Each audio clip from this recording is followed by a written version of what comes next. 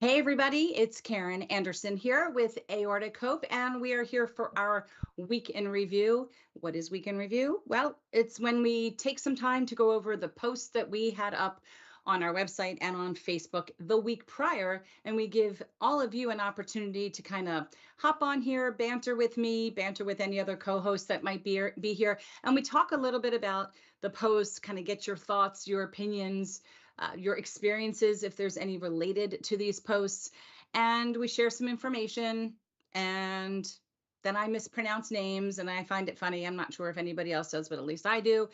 So that's what we're doing. We're helping others that are not necessarily living in the Facebook world find us here on our YouTube channel so that they can start receiving the same support and education that everybody else does. So if you would you please, when you see this, click like, click subscribe. So you got to hit the little bell icon so that you're notified every time I go live or every time anyone from Aortic goes live, and share it. Share it when you see this. Just share it, because aortic disease is more common than you think, and we need people to really start talking about this. We need to create an even bigger buzz than there already is. So we're going to jump right into it. Let's start off, as I move my cursor and get it over to where I need it to be. We're going to start off with Medical Monday. Now, this goes back to Halloween. This was my mask when we had bingo, which was like the week before. Yeah, which was great. So if you missed that, you should join us for our next bingo event next year. I'm seeing a But lot of frame drops. We might have to reboot the stream. okay, you know what? Yeah, Technical difficulties. We will be right we back. will be right back.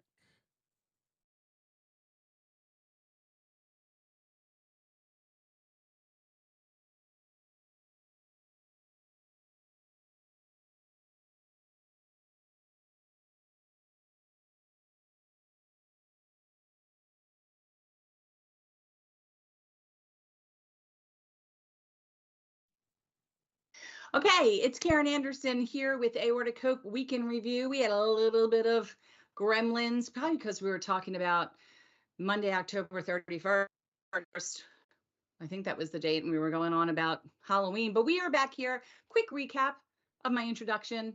Week in Review is here to help others that are not part of the Facebook world kind of become educated and feel supported by everything that we share. So if you have an opportunity to jump on with us, what I mean by that is leave us some comments, drop us your opinion about the posts that we are going to talk about. And actually, you might have a chance to win a medical alert card decal today. But before you do anything, please click like.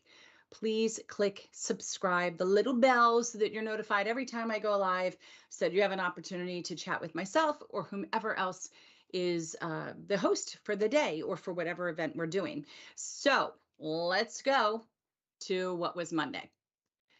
And I was showing you my mask, but I'm not going to do anything I did before in case like I did anything that caused any glitches. But it was Medical Monday at Aortic Hope, and we were saying Happy Halloween. So haunted houses, we talk about this every year, and it's honestly, it's not for the faint of heart. As a matter of fact, if you scare this typo, but if you scare easily, you might want to think twice about entering a haunted house. And there's a lot of different reasons why. And I don't think everybody's really aware of what happens to your body. I know a lot of people scream. I'm one of those. It's amazing how easily I can be frightened by a 9-year-old with a chainsaw that's not even real. Give that a little bit of thought. A 9-year-old or 10-year-old is running around with a chainsaw without a blade, and I am screaming bloody murder. And that's not good. And here's why: because when we get scared, we develop the fight or flight response in which our bodies release adrenaline. This is according to Dr. James Hoff, chief of cardiology for Christus Trinity Mother Francis, and said that when that happens, the adrenaline then raises your blood pressure and raises your heart rate, and it can actually lead to a heart attack.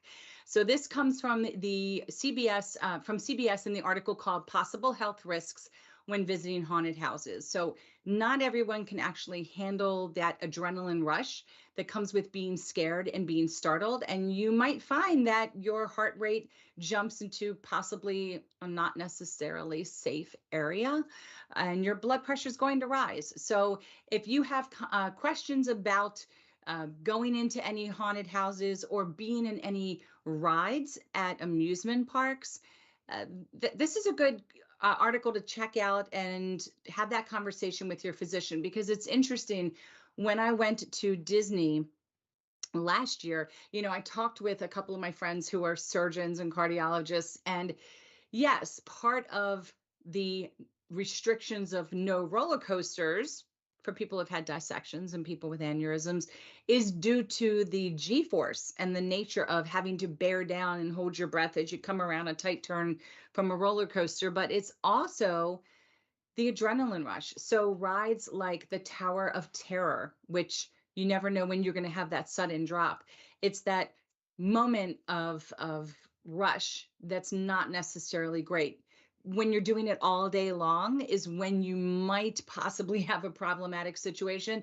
So, for me, I just ask ahead of time about all the rides I might want to go on. And, I follow to the T. My doctor says, don't, and here's why, then that's what I do. So this is really a great article that explains how adrenaline, affects your body and what you can do in these types of situations. For me, I gave up haunted houses a long time ago, as you just heard my many reasons why, but check it out for you. Maybe it's something that you can still do and you can handle. And in that case, have a great time.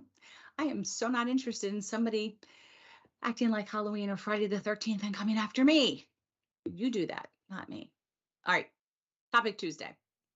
This is something that we love to talk about and share with the community. It's under our resources section, but if you're not aware, Aortic Hope is a registered 501c3, and our goals are to spread hope, create awareness, and provide support during the recovery and management of aortic disease.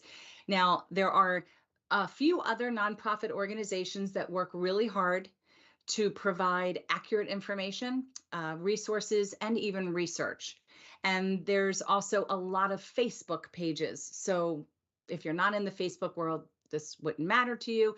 But if you are, the nonprofit organizations are designated in the format of their page as being nonprofit. So what does that mean? That means that they have the ability via their tax ID number to receive donations that, according to your own tax accountant, might be able to be credited when you file your taxes. A person who operates a Facebook page does not have that ability to offer any of that for you. A nonprofit should be able to publicly share and disclose how it's spending the money that it receives in donations. Someone who operates a Facebook page, there is no, doesn't need to have that degree of transparency. And typically Facebook pages are a place where people come together, sometimes public pages, sometimes private pages. So you have to keep that in mind. And it's where people can share their thoughts, their feelings, their questions, their answers. Whenever we're getting in an election year, it gets really crazy on Facebook. But we really wanted to take a minute to just kind of highlight for you some of the pages that we have personally been part of. We might even moderate. We participate in, we've ourselves received support from, and this list does not necessarily indicate that we've vetted every page or every nonprofit organization, but we just wanted to compile a list, and it's not even 100% complete. There's a few reasons for that, but some of the things that separate us from other nonprofits are the lists that are here.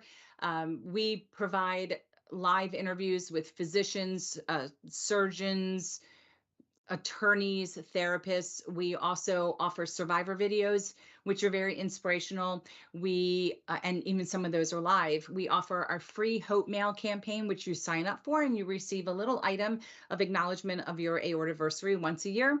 We've had a partnership before in the past with the John Ritter Research Program for aortic disease, and we provide links to some of their research programs.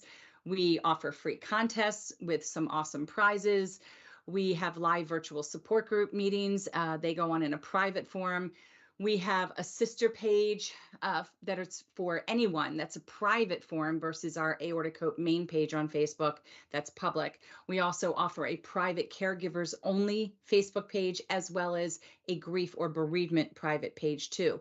There are pages on Facebook and obviously websites for the specifics like Ehlers-Danlos, Lowy Dietz, Marfan Foundation, So they all exist for the specific connective tissue disorders that exist, but and we also obviously have our own website too, but we strongly um, support many of these Facebook pages and obviously other 501c3 charities just like ours. And the reason is many of these people that are on Facebook that are parts of nonprofit, that are part of nonprofit organizations, work tirelessly behind the scenes as caregivers, as patients themselves. And they spend a lot of time to make sure they're providing accurate information, education, research, awareness, support. And they're able to do a lot of their initiatives and programs through the generosity of donations from the community members such as yourself. So there's room for everybody. And you might find that you're part of many of these organizations, and that's great because everything is nuanced a little different. But you'll see here, if you take a look at the list, there's actually a specific Facebook page for abdominal aortic aneurysms only. That's all they talk about. And it's a great page. We've highlighted the ones that we've had an opportunity to kind of be part of that community. Brand new to Facebook is the Aortic Aneurysm and Aortic Valve Disease Support and Education Connection. This is part of Rock from the Heart, who is a nonprofit organization. This is their Facebook page that really what I think their goal is to have people post their questions and their topics they'd like to see presented at their symposiums, which in 2023, they're having 3 separate symposium and rock concert events. We'll talk about that at some point later in this segment. But this is their new Facebook page where it is kind of limited to the aortic valve world, but mainly they really want to get a sense on what it is they can do for you and provide for you at those events. So check that out when you get a chance. But you'll see here, there's even a specific one for members of our African American community. Aortic Dissection Support Group is one of the original support groups. It's one of the largest ones on Facebook. And we've got one that's specifically for women. Aortic Health Unlimited has changed its names a few times, but that is run by Diane Bishop, Hope Ambassador with Aortic Hope, based out of Alabama. But she's the 411. So if you miss an event or a post or an article, she's a depository. I guess that's the right word. Well, she's a great place to go to if you just miss something from one of us. It's going to be there. She loves to spread all of the information that's provided by the other organizations.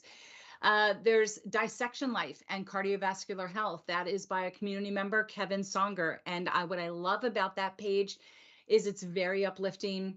There's great articles, first of all. I don't know how he's able to find the articles, but there's a lot of sharing of hobbies and art and life and photography and just things that can really take your mind off of the disease.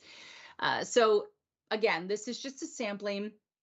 There are a few valve-specific organizations that will not allow anyone from the medical community onto their page. They will not allow anyone to post event information of live events or support groups that are going on with other nonprofits. So we did not post them here because we really wanted to focus on pages that are all inclusive, and really their goal is to provide as much information to the community as possible versus weeding out information. So that covers that. And then here's some nonprofit organizations. Aortic Bridge is grassroots, located out of Brooklyn, New York. They, their primary goal initially was to pull people together and walk across the Brooklyn Bridge in an effort of a semblance of meeting each other and supporting each other and just providing overall awareness visually to the community. And they also offered support group meetings. COVID hit, they joined us, and we've kind of taken over as big sister in providing all of those support group meetings. And we also provide our support when they have their events too. Aortic Warriors, gosh, it's one of the first places I know as a survivor I went to, based out of California, ran by Dr. Peter Tsai, has a great page over there, a couple little spin-off pages that you can probably find on off of their main page. Will direct you if there's a page that's of interest to you, but very uplifting, motivating in a different way. You'll have to see. You'll have to go check them out. GADA, which is the Genetic Aortic Disorders Association of Canada. That is the primary place to go to if you're in Canada and you have Marfan syndrome. Then there is also the Loeys-Dietz Syndrome Foundation of Canada, who we've formed a relationship with. And you'll see some of the others are listed here as well, including Think Aorta US, which again derived from the initiative that was created in the UK and Ireland that we brought here to the United States and created as a nonprofit. So as we mentioned, each of these groups have slightly different goals. Some provide open forums for support and discussion, and others are tailored towards a specific gender or race or specific need, illness or disorder wise, meaning is it just valve, is it just thoracic, is it abdominal? So there are some groups that have branched into focusing on one item and one item only. Doesn't mean that you can't be in that group or be in ours, or again, be in as many as you can. Get as much support that you can. So take a look at those resources. Let us know if there's some group that's not on here that you'd love to see on there. We'll check it out for you and we'll share it across the community. But that was our topic Tuesday, in sharing resources with the community. Hey, So, we have somebody in the chat here. We've got somebody in our chat. Expo 80. They're they got our care package. They said thank you so much for sending it. Okay, and I assume, Josh, everybody can hear you, Yes, right? of course. Yes. Okay, I like that much better. You're very welcome. You're very welcome. We're getting ready to announce this care package initiative for 2023.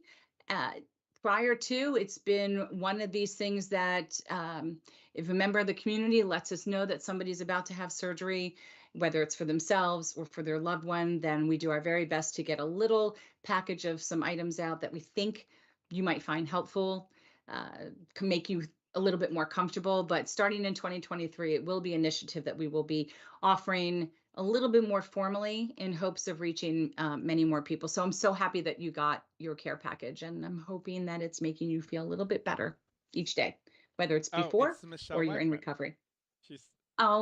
Michelle Wegman, you're very welcome. Then thanks for joining me right now. Care package fabulous.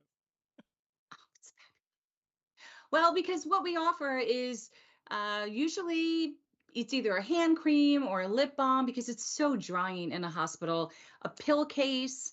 We try to include a journal in case you or your loved one want to take some notes. And sometimes it's socks, treaded socks, which I believe you got.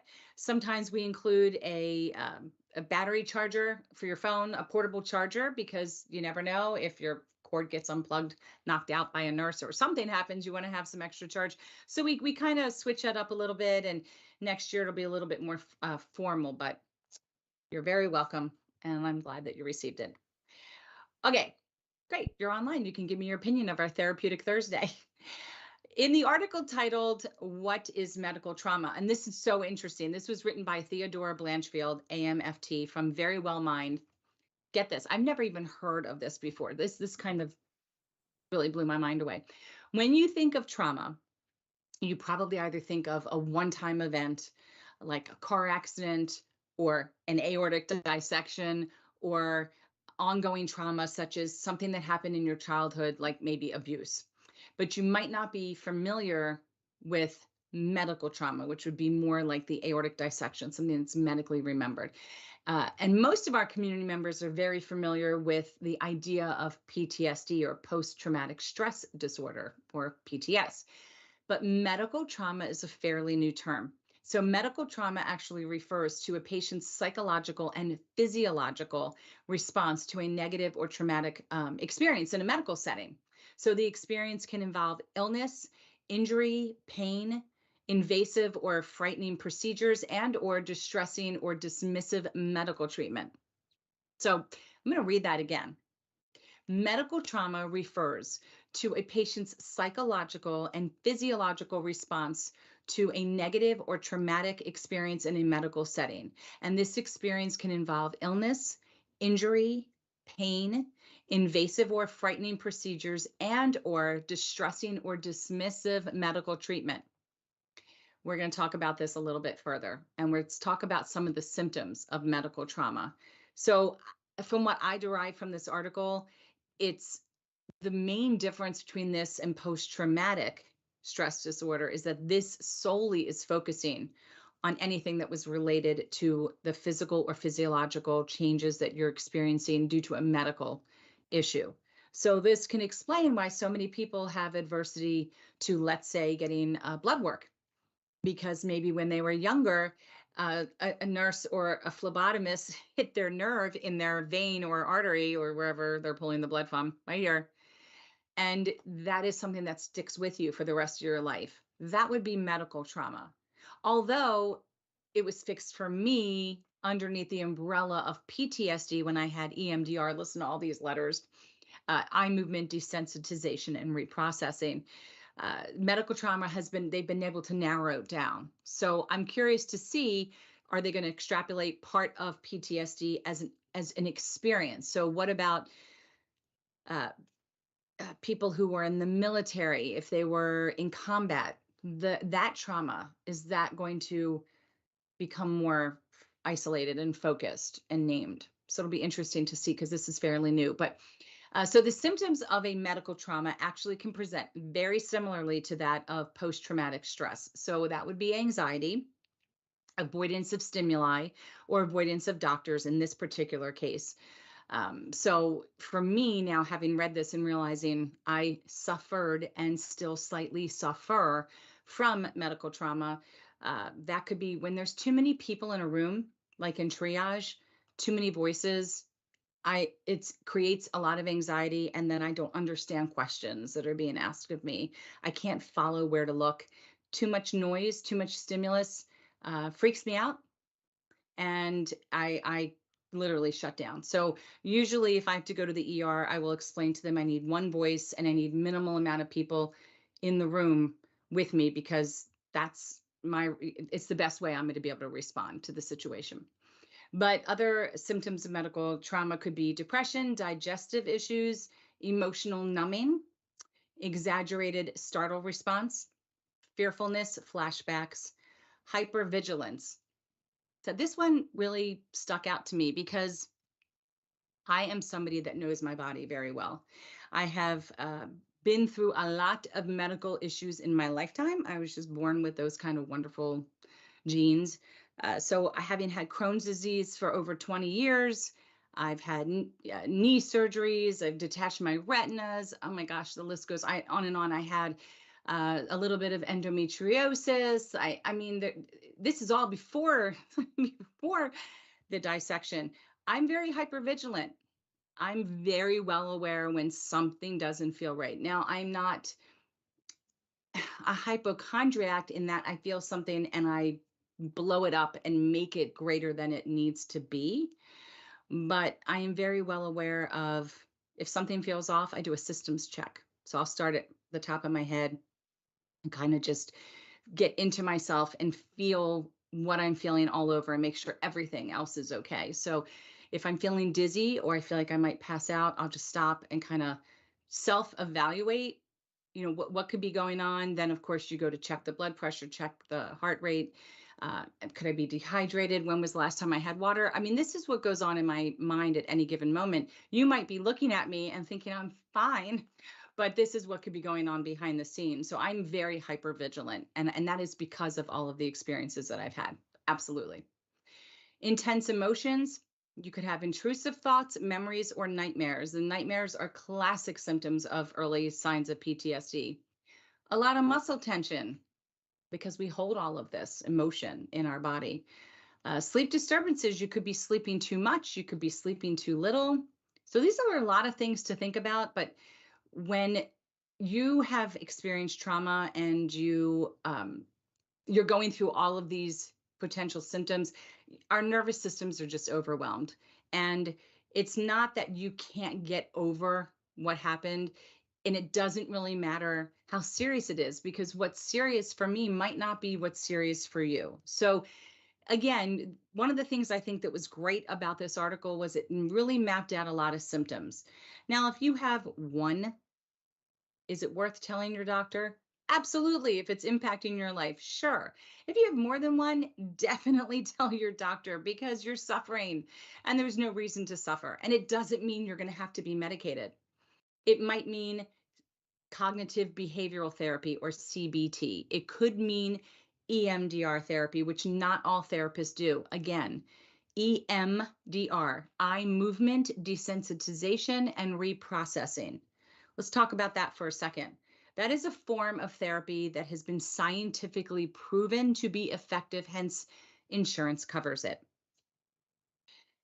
What it involves, let me try to summarize what it really does. But let's break down the eye movement part. When you live your day, day in and day out, you are visually and through your senses taking in information.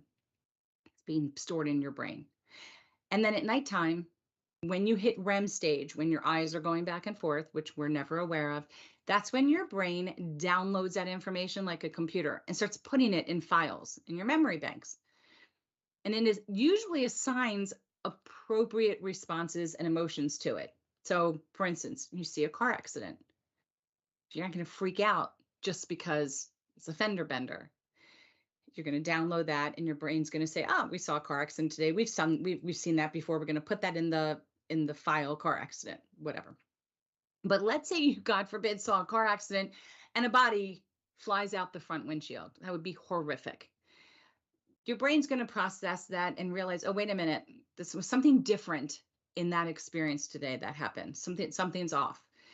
Now, hopefully your brain just downloads it at this whatever intersection you're at, whatever sounds were going on, whatever smells were present, whatever tastes were in your mouth, whatever was happening at that moment. You hope that your brain downloads all of that and just puts it in a file that says car accident with added extra scenery. We saw a body fly out the window. Okay, just follow that. But there are times where the brain doesn't get a chance, I think, to process it that way because you might be experiencing something traumatic in that moment. So when you have an aortic dissection and it's emergency and all these things are happening, you don't feel right or you don't feel well or you feel pretty hellacious and you know something's off and you've got doctors coming in and you know or you've been now told this is life-threatening and now you have moments to say goodbye to family members. Maybe you didn't. Maybe you wake up 10 hours later, 6 hours later, 3 weeks later, 90 days later. This is all not run-of-the-mill having your tonsils out. Does that make sense? Or you stubbed your toe and you broke it. This is now a heightened event. This is not planned. You didn't have time to properly think about it, to do your laundry, to prepare your room for recovery. This is something that has just come out of left field. So when your brain downloads that information at night, there's a pretty good chance that it's going to assign intense, heightened emotions, like mentioned on here, intense emotions like fear and your vulnerability and not having a sense of control. And when your body's healing or when it has started to heal, it's going to start coming out at nighttime during the day.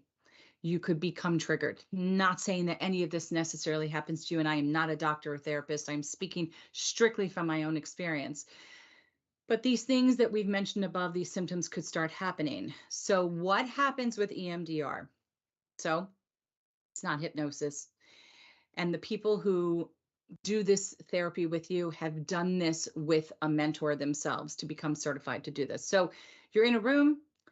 There's a couple different ways they can produce the REM state of the eye movement.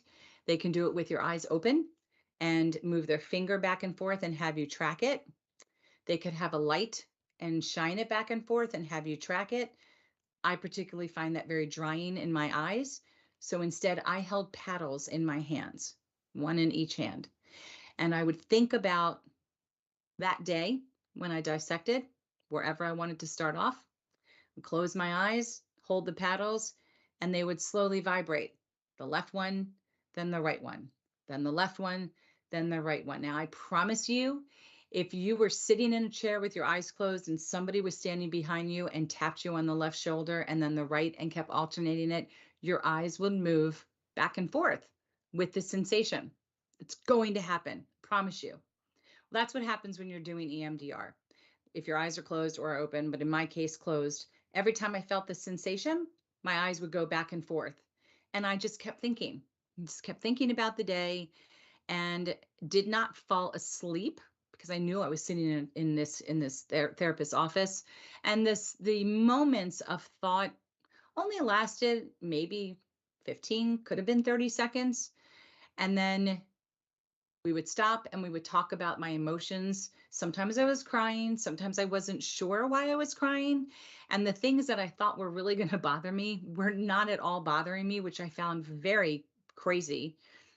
And it did bring up memories of past emergent health situations I had as a child that I hadn't even thought about. So my issues with needles and lack of control stem back to when I was 4 years old, maybe even 3. And after doing this for about 6 weeks, my triggers were almost gone. And my biggest trigger was an ambulance. If an ambulance pulled up behind me and hit the horn with the sirens, I put my car in park and I would be where my feet were. I'd be in a ball, as curled up as I could be. And then cars would start honking after it drove by and it would just be a complete mess. I didn't even know I was doing it. I tried to shrink as low as I could. If I heard the helicopter to the big hospital where I went flying overhead, I found myself almost OCD. I'd have to stop talking, whatever I was doing, and just stare at it till it landed, and then I could continue. There were many occasions where out of nowhere, I started smelling alcohol. I would taste alcohol, not liquor. I would taste rubbing alcohol. So I was having a variety of sensory overloads and triggers regarding my medical trauma. And after doing this, they kind of just went away because my brain had an opportunity to reprocess what I experienced and put the appropriate emotions to that memory on the shelf, because I knew at any moment I could open my eyes and I was in the therapist office and I wasn't in the hospital. There wasn't anything beeping. No one was putting needles in me. I was free to get up and go outside. I was free to look out the window and see birds on a bird feeder. So it was a very different environment. And there was a few times I opened my eyes in the middle of the session and immediately felt safe and felt calm and didn't feel as wound up.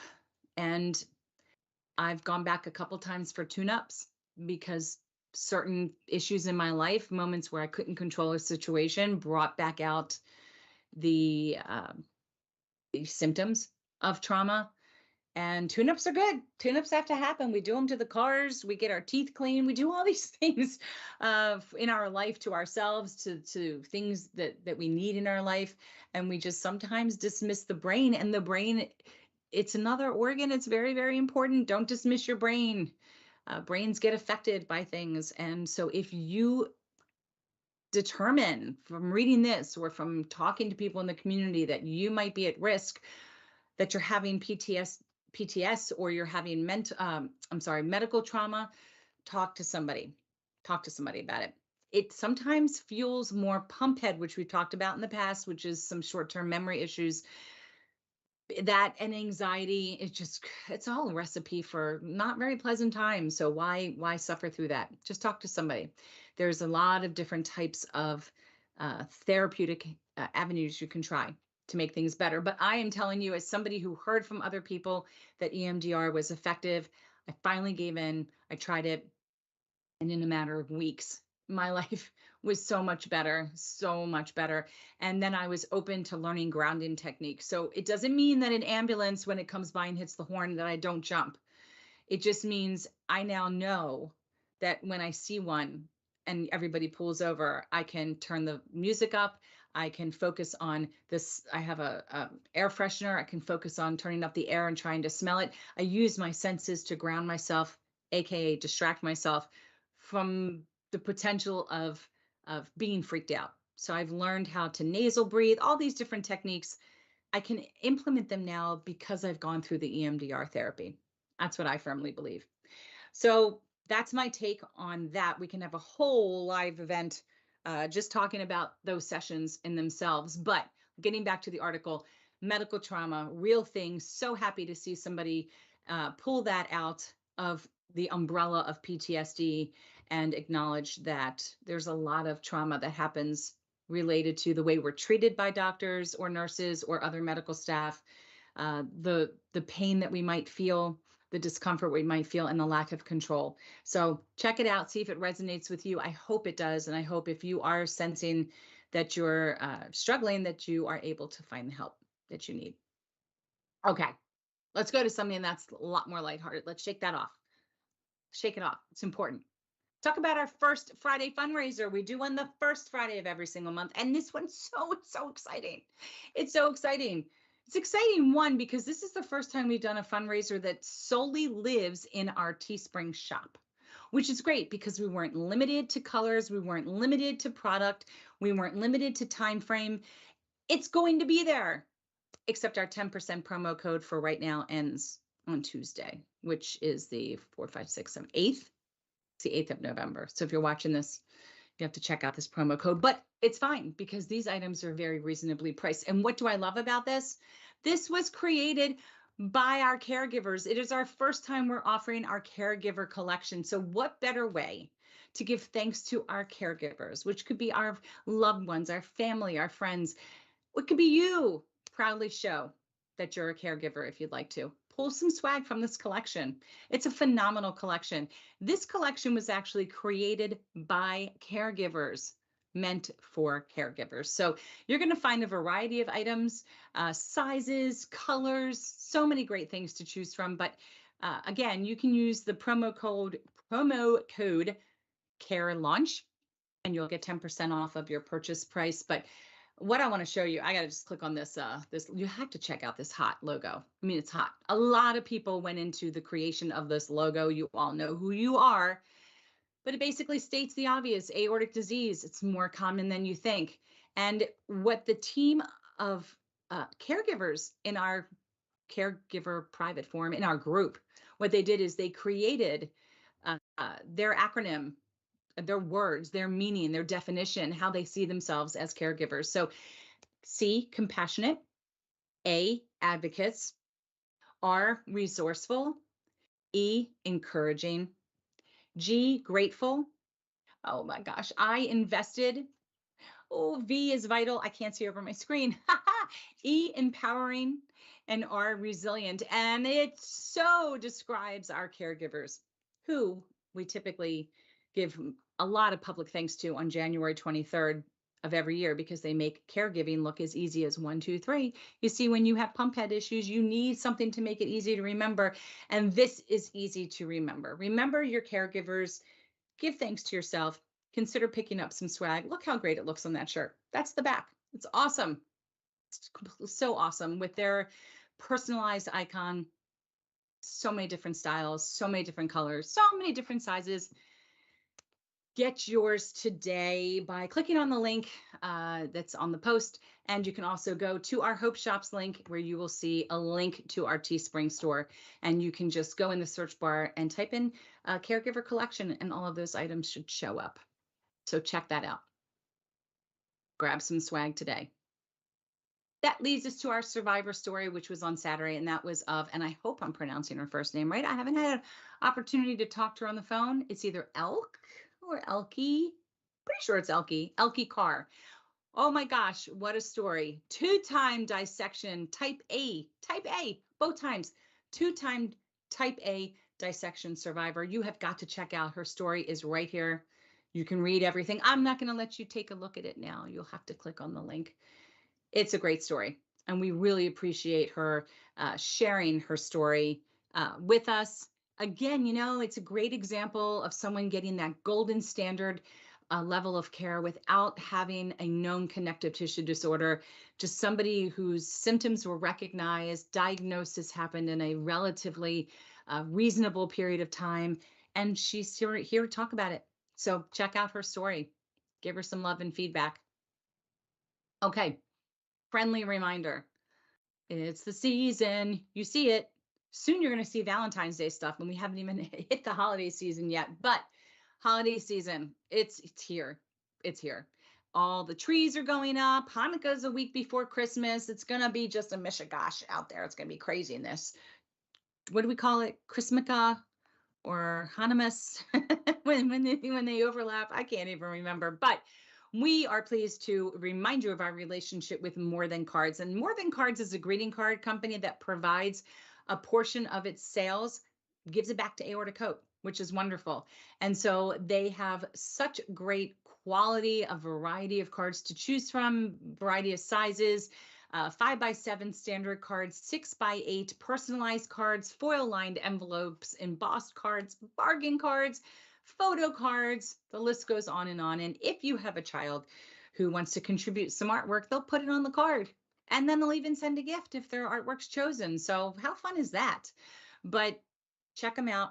Be sure to order soon because you want to get these cards sent to you so that you can send them out to all your friends and family. I mean, look how great these cards are. And they have just holiday greetings, seasons greetings. So, if you're not celebrating Christmas or you're not celebrating Hanukkah or you're celebrating Kwanzaa, whatever the case may be, you can check out their cards. I'm sure there's something for everyone there. They're just great organization. And again, you want to order sooner than later so that you can make sure to get those cards delivered to you so you can get them out with your stamps. Who doesn't love receiving something in the mail? We don't do that enough anymore. I mean, are kids even taught how to complete an envelope? Like what goes where? I don't even know if they are, because they're definitely not taught how to write in script anymore, which is just crazy. But people love getting things in the mail. Pick up some cards, send somebody a card.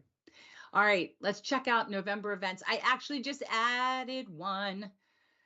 Coming up this Friday on the 11th, we are having a live event with Dr. Stacy Fisher. I am waiting for her bio now so we can update everybody. She is now with Johns Hopkins. She was with University of Maryland, but now she's with Johns Hopkins Medical Group. So I'm going to update that, get that out. It'll be happening at 4 p.m. Eastern. What I love about this particular live event is something we have not done before. She is a cardiogeneticist. She specializes in congenital heart defects and also in people in our aortic world. Okay, so we are going to focus in on the genetics, which we've never done before. Because most of us are going to end up getting some type of genetic testing, whether it's clinical or research, and we're going to talk about the differences with that too. But it's time for us to learn a little bit more about the genetics that are contributing, and there's over 30 of them, easy, the genetics that are contributing to aortic disease in general. And the reason is you can be patient X. So you could start the chain of events. You don't necessarily have to have had a family member had Marfan for you to get Marfan, is my point. So let's learn about it. Let's learn about what our fellow community members experience, symptoms, ways to be tested. And again, she'll take questions about anything at the end. So be part of that at 4 p.m. On our YouTube channel here, and set the alarm now. Set that subscribe button, click that alarm button so that you're notified before that begins. And we'll get a chance to talk with Dr. Stacy Fisher. We also have our caregivers only support group meeting happening at 4 p.m. on the 16th. And Dr. Fisher will be present on the 30th at our 7 p.m. overall support group meeting. I say overall because anybody can be part of that meeting, and she will be there answering any questions that you have about anything. She used to join us for that too. Okay, it's our weekend review, minus a little bit of technical difficulties. So I'm gonna check in with Josh. Yeah, Did anybody else? I'm still just seeing Michelle. Bo said hi, but he didn't come back after our technical difficulties. Okay. How do you want to handle this? I think Michelle's the big winner. Winner, winner, chicken dinner. Winner, winner, chicken dinner. So, Michelle, if you're still with us, you are getting the medical alert card decal. It goes right in your window. It's great. So if you don't have our seatbelt cover, you should look into that too on our Hope Shop. But this is great to put in any other car, back window, what have you. It's a great tool, and it's easy to get on and off. So if you shoot us your mailing address, please, at info@aortichope.org, we'll be sure to send that out to you tomorrow. Thank you so much for joining. I'm so happy that you like the care package. And to anybody else who's watching this, please don't forget to click like and click subscribe and share it on your page, because I am sure there's other people out there with other types of medical conditions that probably could get something out of one of these articles. And leave us a comment. She We'd love to says, hear what your "Thank you." thoughts are. She says, "Thank you so much, Karen. I hope you know how helpful you are." She says she has PTSD. Yes, you know what? I had it, and I highly recommend, if you can find anybody who does EMDR, just give it a try. And I will be honest and say to you, I walked away from it. I made up excuses in the beginning because I was getting a little bit of headache. I was having a little bit more uncomfortable dreams when we first started. And then I said, you know what? I gotta give it a try. And I went all in, and it was it was amazing. It was amazing. It was like some, Mr. Miyagi. I don't know. I don't know what I thought, but I will tell you that it worked. I will tell you that it worked. And I feel confident that you will get something out of it. So don't be afraid of it. You're doing what you could do to fix your brain. And I think that you will find that it's very helpful. If nothing else, some of the triggers will diminish, if not go away. And then you'll have an opportunity to learn how to ground yourself and what works for you. And I challenge you to go find a therapist that specializes in it and let us know how it works for you. She says, checking on that right now. She says she relives that day every day, and 4 years ago. She's also got another surgery coming up next week. So we're going I to have know. thoughts and prayers there next week. Yes, please. And please have someone keep us posted on how your recovery is going. This is going to be different because this is planned, and planned doesn't necessarily mean you're not triggered from anything that was emergency. If your situation was emergent before, plan just means you have more time to think about it beforehand as a patient. But as a physician, they're getting a good night's sleep. They've reread the case. They're so familiar with your insides, and whatever they're doing, they're going to do. And they do it all the time. This is not their first rodeo. So having something planned is always better. And we will be thinking of you. We wish for nothing more than a easy recovery. We know that no recovery happens overnight. So give into the if you say to yourself, I allow myself to go into the process, I will turn myself over to these medical personnel, I give them permission to make me better, then you're not out of control. Then you're fully in control of the situation. Sometimes you just need to change the words and the narrative in your own head. That I learned from EMDR as well. And yeah, I think it'll be great for you when you're in your recovery to begin this, if you can, to start going as soon as you're able to get out of bed and just get it out. It's been 8 years for me in January, and like I said, it still hits me sometimes. It always hits me. I have scanxiety. So I have scanxiety. It's a real thing. And every time I have to go back in for my scan, I put on a very brave face. I don't even leave the parking lot. The next day I get my report and I put it in, I just sit there with the car idling and I'm Googling every word. I just want to look for the word one time that says no changes. I just want no changes. And I get pings and pangs. I swear I'm having AFib. I just wrote my cardiologist the other night and said, I think I'm having AFib. I haven't told anybody else that. Now they're all going to know. But so she's sending me a monitor. So I have moments too that just, but I have to bring it in. To bring it in. What happened, happened. And I'm here now. And again, it's been 8 years for me. Everybody's journey is very different. But I do wish for you to find a therapist, and I think you're going to benefit highly from it. And please remember to have somebody keep us posted. Our thoughts are with you. Quick, easy recovery. And again, don't forget to send me your address so we can send you this medical alert. And thank you to anybody who ends up watching this. We will see you same time next week, Monday, 3 p.m. And maybe we'll have a giveaway. And maybe we won't. I don't know. It's like the lottery. You got to play to win, because I know I'm going now to go pick up my lotto tickets. I want a piece of that 1.9 billion. Are you getting lotto tickets, Josh? I've been thinking about it. The math doesn't check out yet. Of course it doesn't. But, I hear that the government will be getting, like, of the 1.6 billion, the government gets 1 billion. And so then what are you left with? Like 300 million? The 0.6. But after tax, that is after tax. Yeah. Yeah, it's like a Wonka ticket. I'd be happy if I just got like, what is all the numbers without the Powerball number pays like, well, last time it paid $1 million each. So I'd be happy with like, 4 numbers, Yeah, whatever. I know nothing about it. No, but you know what I know is I went in and walked out with like $20 worth of scratch offs. I mean, I lost 5 because I won back 15. So I gotta not do that. I Yeah, gotta, yeah, there's danger there. so easy. It's like a slot machine. It's very bad. All right, my friend, everybody out there, thank you so much for joining, and we will see you next week. Have a great rest of your week. Bye-bye.